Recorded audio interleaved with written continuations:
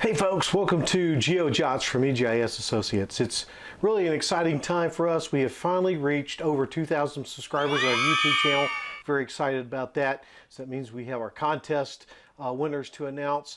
We'll also be talking a little bit about the importance of professional organizations up here in this video. So we'll get started.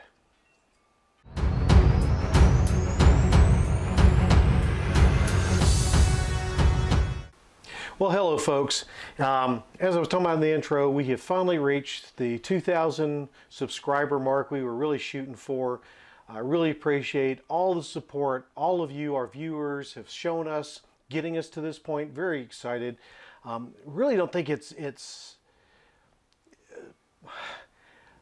kind of at a loss for words. It's hard to believe that really we haven't been pushing this channel for a very long time, and we didn't start until the beginning of this year, end of last year, and we've already gotten to that 2,000 subscriber mark, which I think is phenomenal, considering that, you know, very niche market, largely speaking, in GIS. So again, thank you to everyone that subscribed to the channel, left comments and all. But I had said when we got to this point we were going to have some giveaways, and so we've done that. So I've got my little notes over here so I can reference. So when we reached the 2,000 subscriber mark, we now have 2,008 total subscribers as of this point. So yay, very excited. But we said that 5 subscribers chosen at random would earn a digital copy of the Learning ArcGIS Pro book. I happen to have a printed copy right here. You'll be getting the ebook, a PDF version of this. So that went to, our winners were, and I'll make sure to post this in the description as well, or somewhere up here on the video. Benjamin Anyigbavor, and again I apologize for any horrible mispronunciation of names. So Benjamin Anyigbavor is one of the winners for that. John Walls, Kristin Higgins, Patty Terry, and Jeffrey Jordan were all selected at random to win the e-copy of the Learning ArcGIS Pro book. So we'll do that. Also, for people that left comments, we chose 5 people at random that left comments in any of our videos going forward. So the winners of those, and they'll be receiving my second book, the ArcGIS Pro 2.x cookbook. So you'll be getting an e-copy of that book. Amanda Taub, Edwin Timarsel, Judith Mather, Milivoj Vasligevic, something to that effect, and Joe Porter.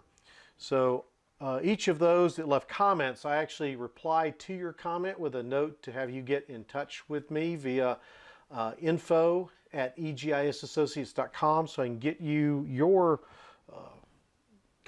book, your ebook copy. It won't be this one, it's the second book. For those subscribers that won, if you will also contact me at info@arcgisassociates.com, I'll get you the link so you can download your ebook and get to the exercise data and all that. And then we had a big grand prize, as it were.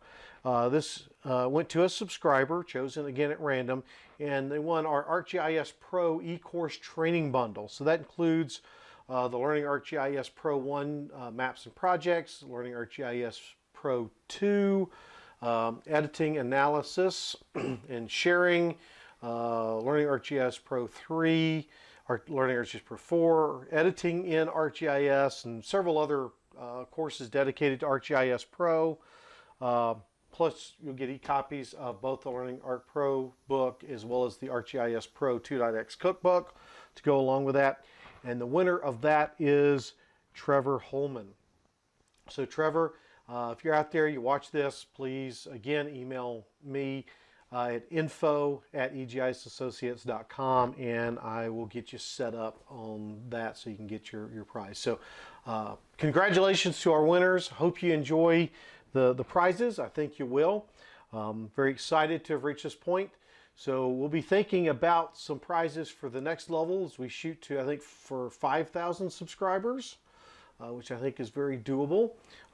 So please continue to subscribe, continue to leave comments, keep supporting the channel.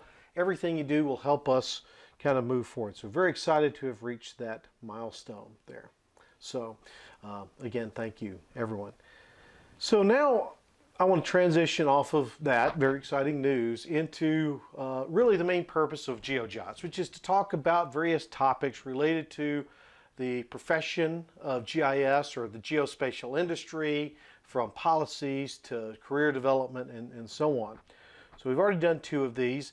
So this one I want to bring and talk more about the role professional organizations can play in building your career, the importance they are or have within the industry, and why you should, as you're building your career, kind of invest some time in these things. I've been a member of several professional organizations throughout my career, depending on what my focus has been.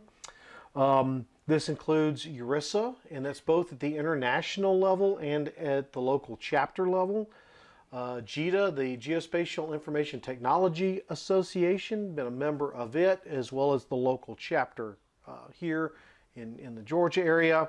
Member of SAMSOG, which is the Surveying and Mapping Society of Georgia. IAAO, which is the International Association of Assessing Officials. The Association of State Floodplain Managers, when I did some of that when I worked for an engineering company, and more. So I've been a member, and not just a member, I've been an active participant in most of these organizations, going to their conferences, taking part in workshops and webinars. So not only have I been a member of these, but I've actually volunteered a lot of time into them as a leader within the organizations. So for example, with ERISA, the Urban and Regional Information Systems Association, I've been a past president of both the international body as well as my local chapter here in the state of Georgia.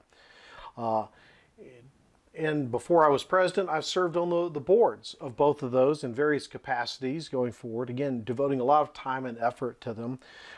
Served on the GITA Southeast board for a number of years. And again, done workshops and done other things. ERISA, I continue, even though I'm a past president, on their finance committee.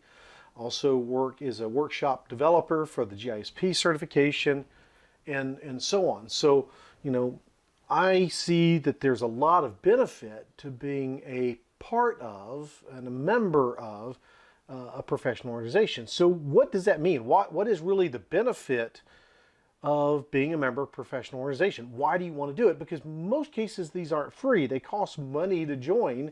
Sometimes your employer may pay for that. Other times you may have to come out of your own pocket. So why would you want to do that? I've had both ways.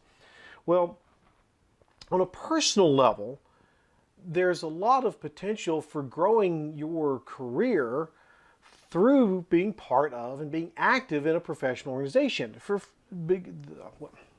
the first part of it, it helps you build a network, get to know colleagues that are in the same industry you are, allows you to start opening avenues into other areas. My dad said, and he got this from his mentor, that you get work from your friends, so make lots of friends. And I have found in my 25, 30-year career within the geospatial industry that this is certainly true, that a lot of the job opportunities, work projects, and so forth that I've gotten has been because I knew people. And they knew me, right? And they trusted me. And they understood the capabilities I brought to the table. Also, by working in our geospatial profession, it's become so diverse that it's not just making maps or just performing analysis or just developing a database. It's all of that and a whole lot more.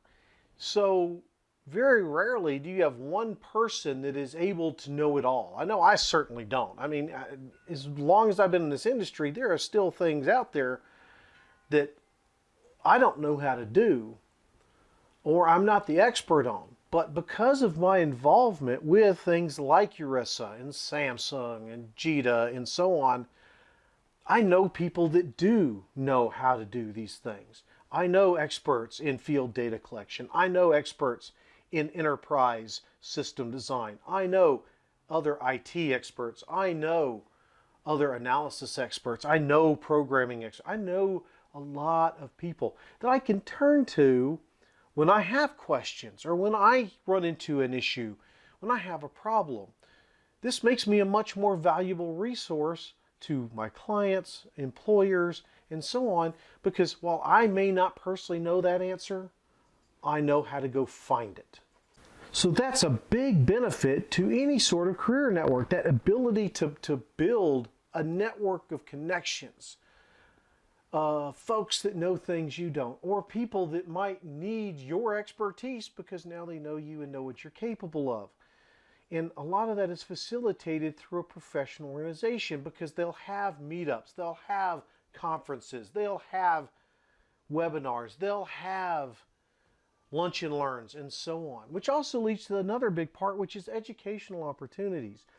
Most professional organizations are there to support your growth as a professional. That's why it's a professional organization.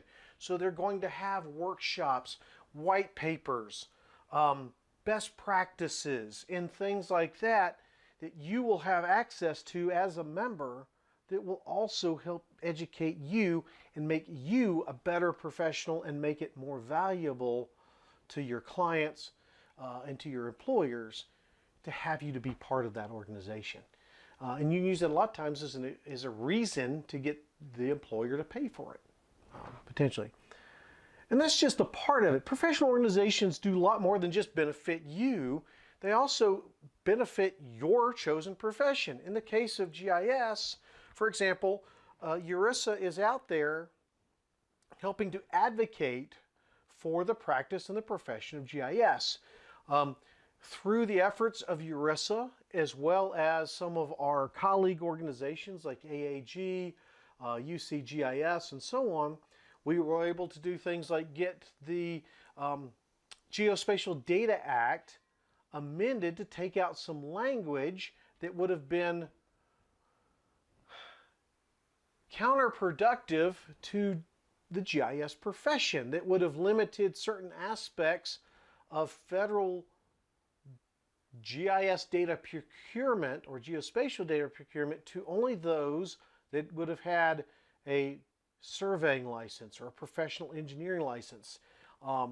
And that was just not to the benefit of the overall GIS profession. And Urissa was able to advocate against the wording and actually go on site to the senator's office that sponsored the bill and work on getting that reworded.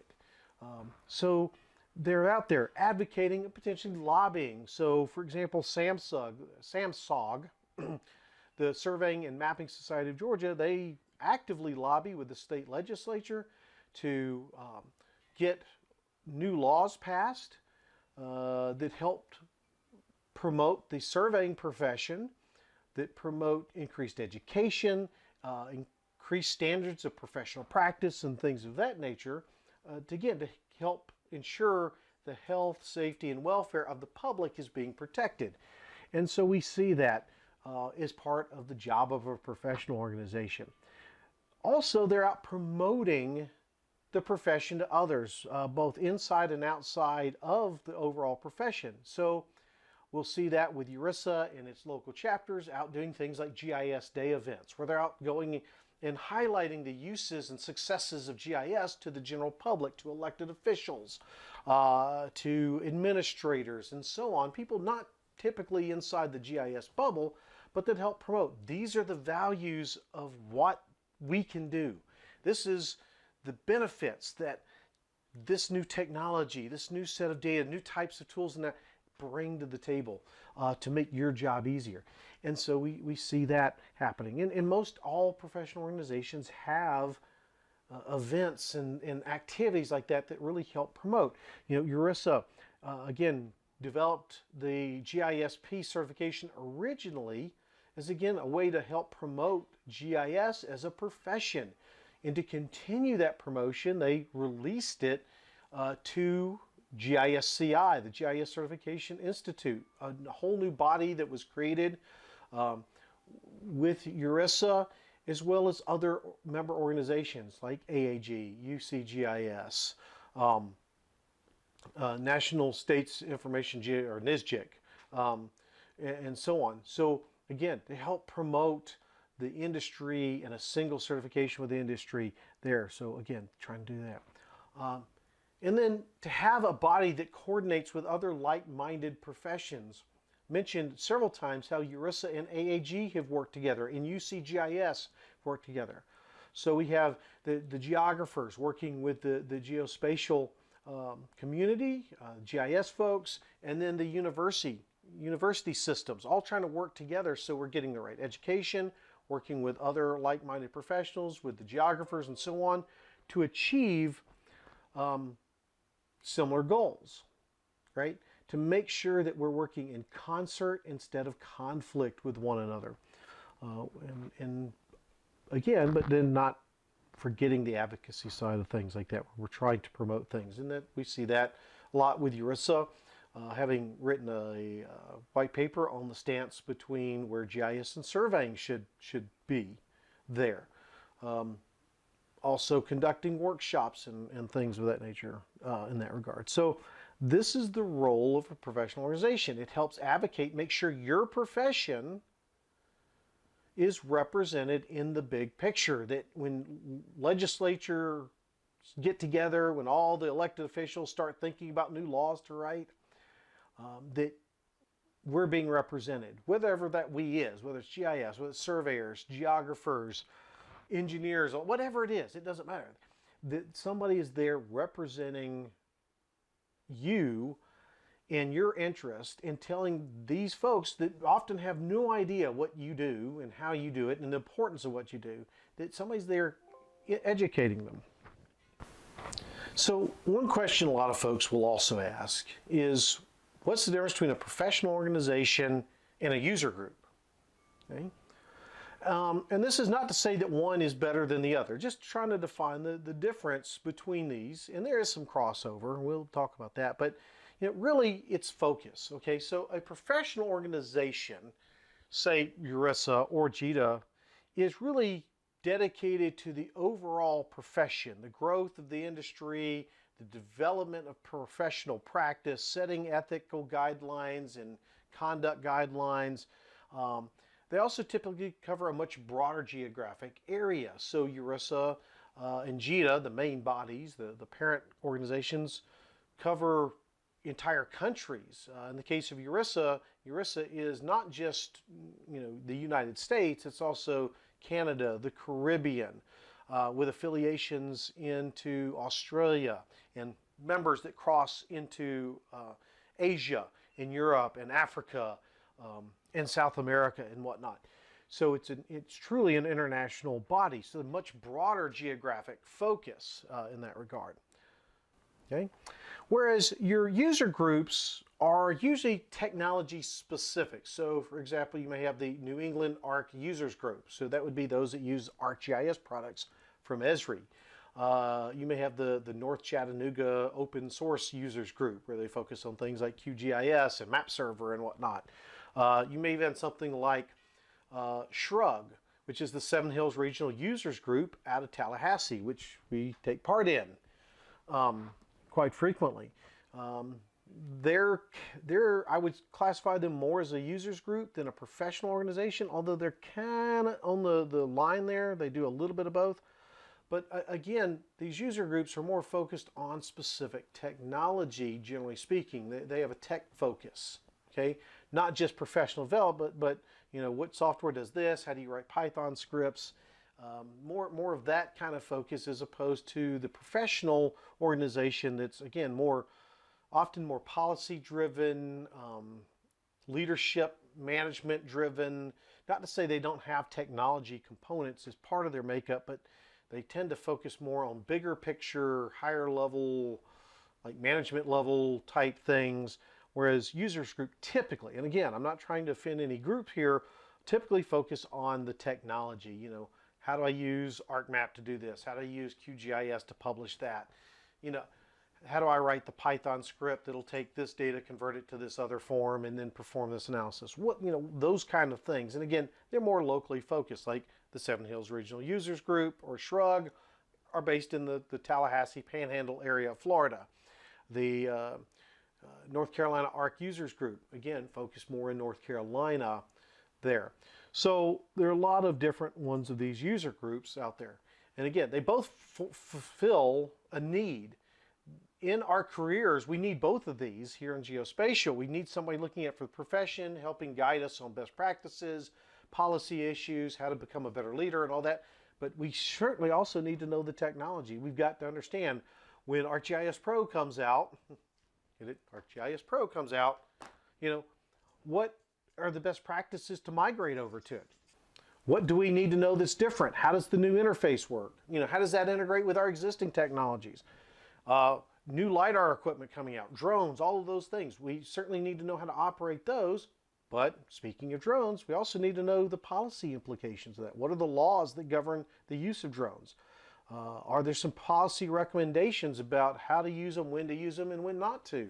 So there we see we're having both of these two working together, or being part of both of those is really beneficial to our overall career growth. And I can tell you, as somebody who's been and still is active in both user groups and professional organizations, that I would not be anywhere close to the level of success that I am, that owning my own company, being known not just here in the US, but outside its borders as a GIS professional and kind of a go-to guy for some things, if I hadn't been active in both of these types of organizations. I know if so many more people, I've learned so many things as a result. It's just really opened my horizons in what I'm able to do and accomplish as a geospatial professional. So I encourage y'all to please get out there, get active. You will not regret it. Will it take time? Yes. Will it take effort? Absolutely. Will it cost some money? Yes, probably. But the dividends they pay back, you will get back tenfold. I promise you that. I know I have. I've made so many friends. I've learned so many things.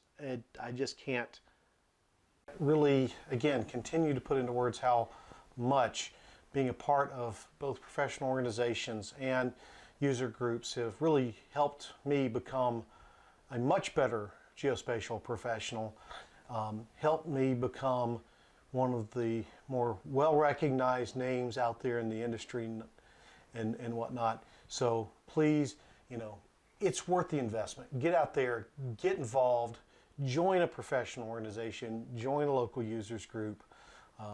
It will be well worth your time and effort. And again, to put out a quick plug for URISA, the Urban and Regional Information Systems Association. They're a great group. As I said, I'm a past president. Got the plaque here to prove it. They have a conference coming up later this year. I'll put the link down in the description. Okay, we'll edit that part out. Sorry, live right next to a fire station. It happens. Anyway, as I was saying, URISA has their GIS Pro conference coming up in New Orleans this year.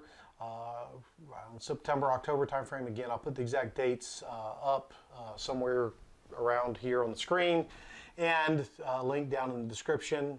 Great conference. Hope you can come with that. So that, folks, please, if you liked this video, you like our other content, make sure you subscribe to the channel. Hit the notification button if you want to be notified when we post new content. Make sure to like it, as I said, and then, you know, leave us some comments. Let us know what you think. If there's certain videos you'd like to see, topics you'd like us to see videos on, whether they're GIS related, technology related, how-tos, policies, whatever you want to see, please let us know in the comments. We'd be happy to get that input. So with that, see y'all in the next video, guys.